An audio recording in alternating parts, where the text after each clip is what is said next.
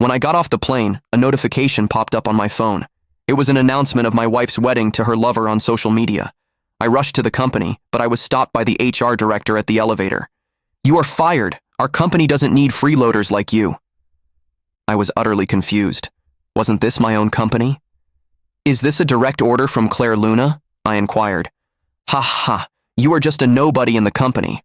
Why would our president, Ms. Luna, bother with you?" "This is Mr. White's order," I laughed in disbelief. "Since when did Evan White speak for my wife?" "Where are they?" I asked the HR director. "They are finally having their wedding on the top floor of the banquet hall. You need to leave now, as the top floor is only accessible to the executives." Upon hearing that, I pushed the HR director away. I immediately pulled out my identification card and tapped it on the access scanner. Beep.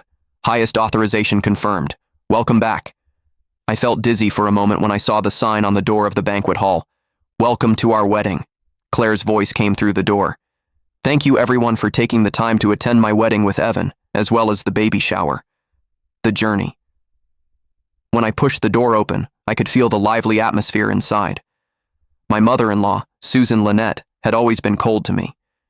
She suddenly smiled at me while holding a baby. Meanwhile, my wife was kissing another familiar-looking man in front of everyone.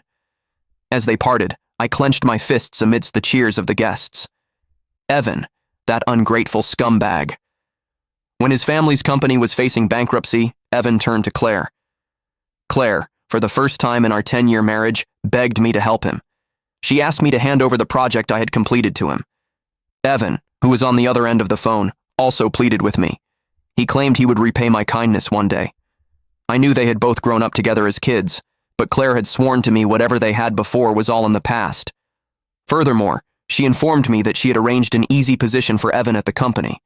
What an easy job indeed. Wasn't it just being the child's dad? Our president, Ms. Luna, is so blessed. Her husband is a top investment banker, and now she has both a successful career and a happy family. I'm so envious. The executives around continued to flatter her. Susan, who was standing on the side listening, said smugly, "That's right. Evan is not only capable, but also he's got great genes. This child looks very much like his dad." The whole banquet hall was immediately filled with joy. Evan smiled as he wrapped his arms around Claire's waist. I felt nauseous looking at them. When I first joined the company, I didn't have many achievements. As a result, I didn't announce my relationship with Claire publicly. Now that I've completed the UI project, I finally feel confident enough to hold this wedding ceremony.